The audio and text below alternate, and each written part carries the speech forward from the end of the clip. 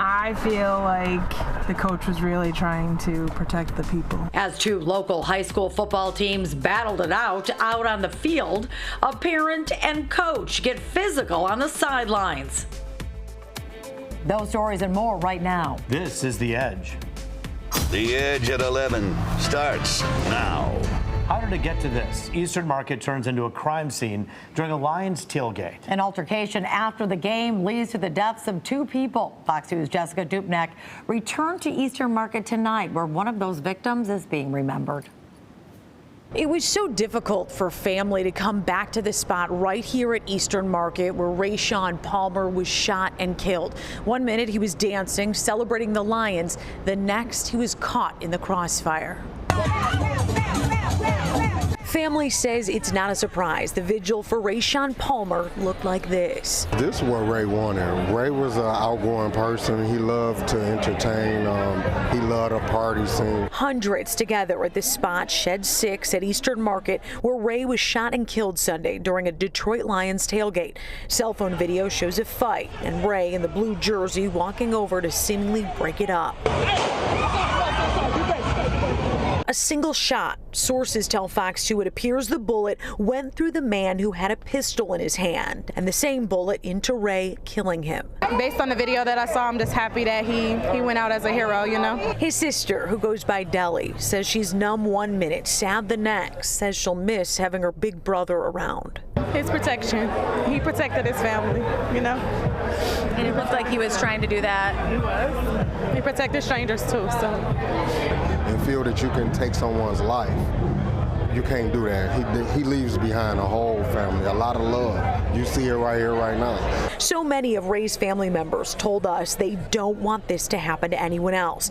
And that's why Eastern Market and Detroit police are in talks, strategizing a plan moving forward how to handle future tailgates. It's possible this whole area could become a weapons-free zone with weapons detection systems. Detroit police brass say nothing is off the table at this point. They'll mourn together a vibrant life lost in the most senseless of ways. Continue to celebrate, but do it in a responsible manner and not bring guns to a situation that you don't need them. Detroit police say there is one person in custody in connection to this whole situation, but it's still unclear why. It's very much under investigation. Reporting at Eastern Market, Jessica Dupnack on The Edge. You can see cars taking rounds, and some of those rounds were going across Middle Belt and hitting neighbors' homes. Shots fired in Farmington Hills. Tonight we're learning more about a shooting that caused police and neighbors to take cover. Police were called to a neighborhood at Middle Belt and 12 Mile late Sunday morning for a domestic situation. We're told the caller was able to get out safely, but her boyfriend continued to fire off rounds from an AR-style weapon. The SWAT team was called when the gunman barricaded himself inside the home with two children hiding in a bedroom. They were able to safely escape. A sniper from the SWAT team fired a single shot to stop the threat. The 32-year-old man was taken to the hospital and arrested. We're told charges are pending. The second assassination attempt on former President Donald Trump over the weekend is now raising questions about the Secret Service. This comes 2 months after that assassination attempt during a rally in Pennsylvania. The FBI says 58-year-old Ryan Ruth, the suspected gunman, had been hiding in the bushes outside the golf course for 12 hours, waiting for the former president. The Martin County Sheriff's Department releasing body camera footage there that you just saw showing the moments they arrested him. Now there are rising questions on whether the Secret Service is stretched too thin. If the Secret Service is in need of more resources, we are prepared to providing it for them, possibly in the upcoming funding agreement. We're continuing to conduct analysis, and we'll be compiling the subject's movements in the days and months leading up to September 15th. Now, Ruth is charged with possession of a firearm by a convicted felon and having a gun with an obliterated serial number. He could face more charges as the investigation continues. As the election nears, former President Donald Trump and Vice President Kamala Harris are coming back to Michigan. Mr. Trump will host a town hall in Flint tomorrow evening at the Dort Financial Center. And on Thursday, Ms. Harris will be in Michigan with Oprah Winfrey for a live-streamed event. It's not clear exactly where the event will be held yet. A heartbreaking sight today in Detroit. The body of Michigan State Motor Carrier Officer Daniel Kerstetter is transported from receiving hospital to Verheyden Funeral Home in Grosse Pointe Park. The officer was on duty Friday when his patrol car was hit by another driver on I-75 near Dix. The 45-year-old was taken off life support following the donation of his organs. Officer Kerstetter leaves behind a wife and 3 children. We learned visitation will take place at Verheyden. That's on Thursday from 1 until 8 o'clock. The funeral service is scheduled for Friday at the St. Paul Catholic Church in Grosse Pointe Farms at 2 p.m. A violent crash on Detroit's east side has left 2 people dead. And police say, Taryn, it was a speeding Dodge Charger that hit another car going airborne and plowing into a liquor store. Tonight, the father of that Charger's driver is speaking out. Fox News' Dave Kinchin with the story. Young 19-year-old kid, Dodge Charger. Hardworking. It's gonna be hard to limit that and tell a person, don't do. Hey man, I did this. I'm gonna live life, and I hated that he did it that way. Julius Burks says it still feels like his son, 19-year-old Tavion Jackson Matthews, will pull up at home any moment. But his mind has been all over the place ever since learning Tavion and a woman around his age were both killed when his Dodge Charger slammed into this liquor store. It happened on Gratiot near Harper on Detroit's east side late Sunday night. In no way, shape, or form, I'm not trying to paint the picture to say my child was an angel. He was a young man who was living life, and it's sad to say that he got caught up in the moment of living life. Detroit police say the driver of a BMW pulled out in front of the Charger, prompting it to swerve into the store. Witnesses in total shock.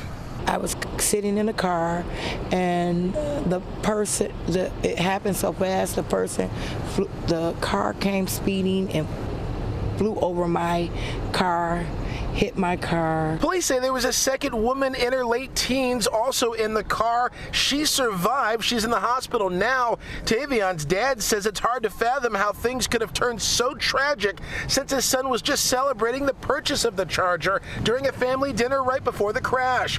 He had been working hard on a factory job while delivering for Uber Eats. He went out with some friends, and I guess the situation from there just turned for the worse. Police say this about the cause.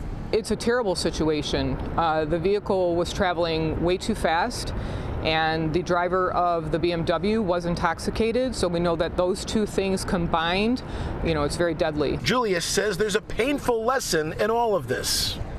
But hopefully from my family's pain and torment, we can all learn from this as not just a family, but as a community. We can all come together from this and possibly get the younger generation to see, sometimes it's best to just drive slow down. We're told the second woman in that crash who's in the hospital was last listed in temporary serious condition. We understand from police the driver of that BMW was not hurt. Police continue to investigate all of this. At Detroit Police Headquarters, Dave Kinchin on the Edge. A big mess in Taylor this afternoon as a semi crashes at a busy intersection. This is the scene that was happening earlier today at Telegraph and Eureka. Police say a semi hit several cars, smashing through concrete barriers and the Eureka Way sign. There were no serious injuries.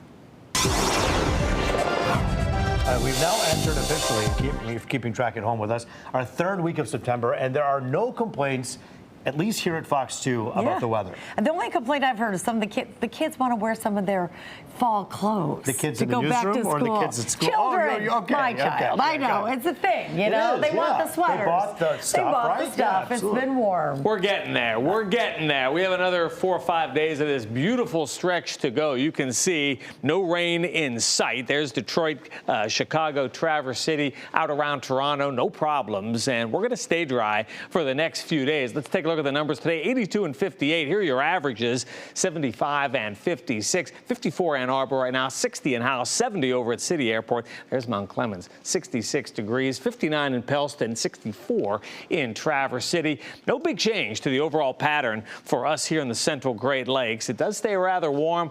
Hazy sunshine. How about this? Tomorrow, we're going to have a partial lunar eclipse starting and ending time mid to late evening. The max will be right around 10:44, and it is safe to view tomorrow evening. For the rest of tonight, comfortable, perhaps some patchy fog down to 59. Tomorrow, 80 degrees, sun and clouds, very nice. In fact, it stays nice right through Saturday. Sunday, we officially welcome fall, and Monday brings a shower chance to the area. Taryn, a full check starting at 4 a.m. Sounds good. Thanks, Rich.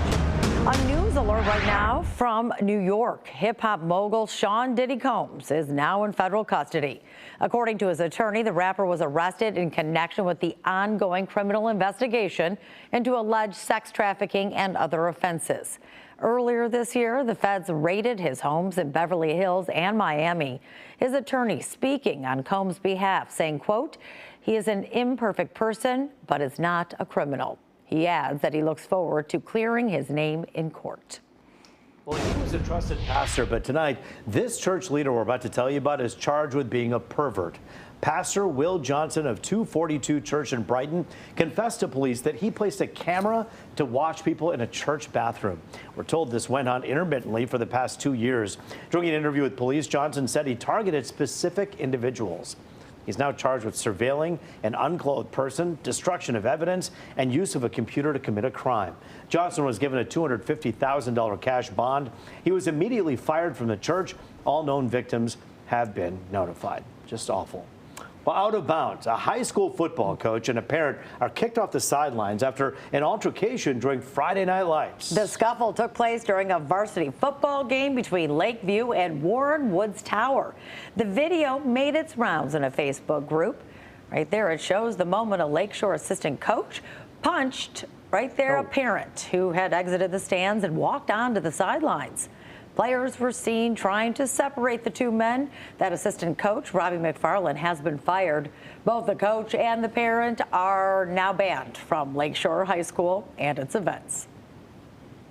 I feel like the coach was really trying to protect the people. It's scary. It's a scary world right now, but that the parent came down to the field. So that's just, I would stand behind the coach. McFarland says he acted in self-defense of the students and coaching staff. However, the school principal tells Fox 2 the actions of the coach were not a matter of protection, but instead frustration toward the parent. Warren police are now handling the investigation.